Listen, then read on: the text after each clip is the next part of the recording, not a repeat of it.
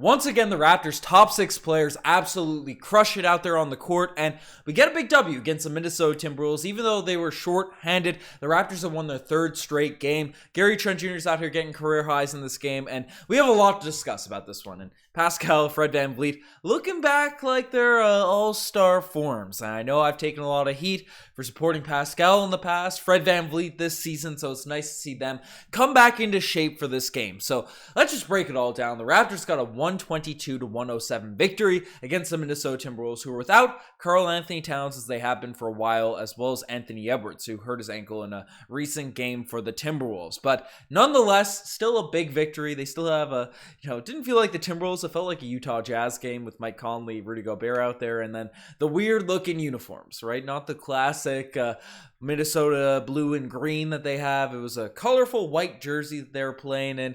Similar, Utah always ends up having these weird colored jerseys. So felt like we were playing the Utah Jazz out there tonight, but I digress. The Raptors really had a big performance in this one because even though the Jazz were short-handed, they had a few guys on their roster, really try to take it to Toronto, knock down some threes. They threw some counter punches throughout the game, but the Raptors were able to stay afloat. And while our bench wasn't too hot, as I said in the intro, our top 6 guys, even though Scotty didn't have a massive points per game in this, or points in this one, right? Our top 6 players have really shown to be an effective unit out there in the court that can fight with anyone across the NBA, whether you're a top team like the Denver Nuggets or a team that's like a depleted Minnesota Timberwolves squad. And the first guy that we do have to show some love to is Pascal Siakam, who's been struggling a little bit as of late, but 27 points in this one, 10 rebounds, 6 assists, and the Timberwolves for a stretch there in like the 3rd quarter, right, they were bringing it back. They got the game a little bit close once again, not too close, it didn't get out of hand. I think the Timberwolves did have a lead at one point, it didn't seem like the momentum was completely in their favor,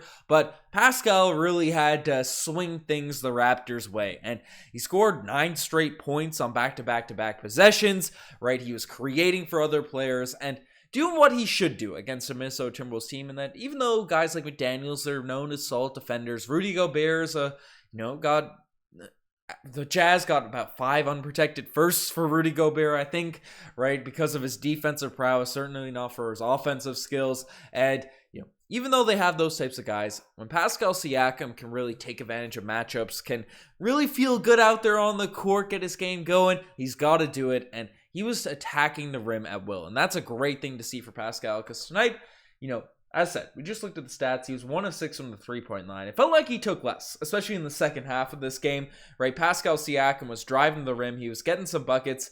And, this is the exact guy we want to see in Pascal Siakam, the type of style of plays playing, right? Drive the rim, get to the rim. And how many assists did he have in this game? 6 assists. So, creating for others. I felt like he could have had more in this one. So, Pascal looked great, as well as Fred VanVleet, who had 28 points, 10 of 18 from the field, 3 of 7 from the 3-point line, 7 assists. And I brought it up on a bunch of recent pods. And I know people have been flaming me for my, support of Fred VanVleet. Even though if I don't think he's, the guy that necessarily needs to be paid $30 million a year. I'm not completely against it if he can stay healthy, or if the Raptors think his knees and hips aren't beaten up and he can get back to that high level of defense. But we need a point guard out here. We need a guy that can facilitate for others, right? Hit our newly acquired big man in Jakob Poeltl in those pick and roll situations, run our half-court offense, and also knock down shots. And while Fred VanVleet has certainly had an up and down season, he's been really consistent as of late in terms of,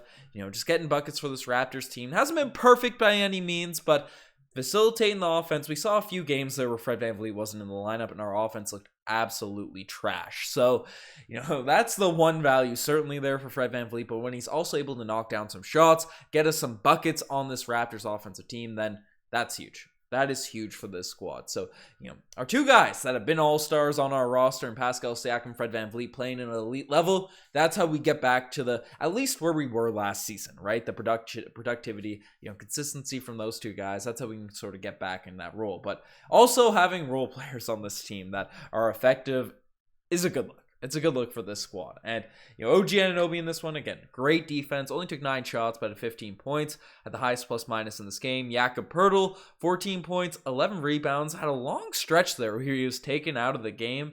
I'm interested in Nick Nurse's rotations. I like that it's more evenly distributed, right? And we also saw Pascal Siakam not play the entire fourth quarter tonight, which was interesting. I looked out at the court. I didn't see Pascal out there, but it's nice to keep his legs sort of fresh, close out the games. The Milwaukee Bucks do that a lot with Giannis Antetokounmpo, so who we will be playing tomorrow night. So I think that's a nice way to keep Pascal fresh and not, selling shots late in these games. But Pirtle only getting 25 minutes I find interesting, but 7 for 8.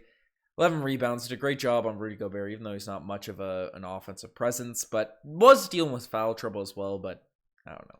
I like seeing Jakob Poeltl getting some minutes out there. And Scotty Barnes, who didn't have an insane game in this one, knocked down a couple sort of nice shots, had some nice takes, 10 points, 4 rebounds, 2 assists, just from the box score. Even though that box score kind of looks bad, kind of looks like we got one of those passive Scotty games, I thought when he had the ball in his hands, he did some good things. So Scotty was great, and then the single guy that's carrying our bench unit right now is Gary Trent Jr., who was sick last week and was really struggling out there. Got a lot of criticism from Raptors fans and all that sort of stuff. He got some insight into his contract situation. Check out that video if you haven't. But Gary Trent Jr. off the bench tonight, 19 points, 5 steals, 3 assists, 3 rebounds, right? 8 of 14 from the field, knocking down his shots, got some great mid-range looks.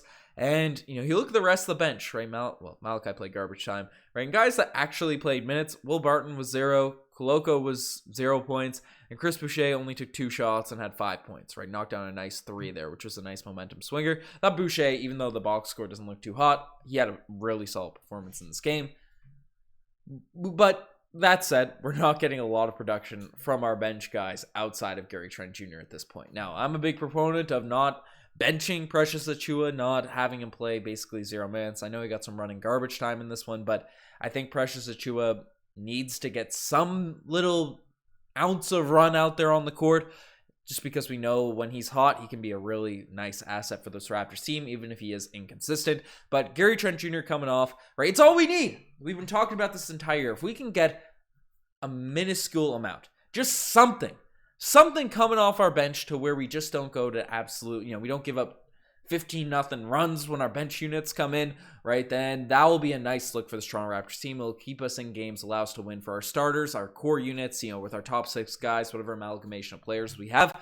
Then we'll be able to close out games, get some wins, not lose the momentum of what we have going throughout the game. So Gary Trent Jr. on the bench has been a nice sort of change up on that front. And again, right, like you look at it, these are the types of games I want to see Nick Nurse sort of coach, with Gary Trent Jr. come off the bench, still basically 30 minutes a night, still being a key piece, not these like 15 minutes a game, 10 minutes a game that we saw, but Gary was obviously sick, so we can't blame him too much or Nurse too much for not playing him that much, and Gary for playing bad. But I don't know. Happy to see this Toronto Raptors team get some W's, get a nice little win in this one. Had some nice dunks in this game. Scotty had some nice ones. OG had some nice runs. It was just an all-around solid performance. Obviously, we can't overreact to the Toronto Raptors beating a helpless Minnesota team. I mean, you look at the roster they threw out there. Mike Conley, it feels weird, him and Gobert on the Minnesota Timberwolves right now, right? Jamie Daniels, I thought, had a really solid game. Knocks down some threes and stuff. And then a bunch of guys off the bench that, McLaughlin's good. Naz Reid is actually a player that, if we didn't have Koloko as a prospect and Precious Achiuwa that's capable of playing center, Naz Reid just feels like a guy that would thrive on the Raptors. That's just my take. I don't know. I could be crazy saying that, but, we should be beating this Minnesota Timberwolves team. So we came out, we did our business. We lost a lot of these games over the course of this year. So shout out to the Raptors for getting this W, and shout out to you guys for watching this video Saturday night. Appreciate all you guys out here. Definitely hit that subscribe button if you want to stay up to date with everything surrounding the Toronto Raptors. Anyways, we'll be back live post-game for the Raptors-Bucks game tomorrow night. So hopefully we can get that W. Anyways, you guys are the best. I'm signing out. Cheers.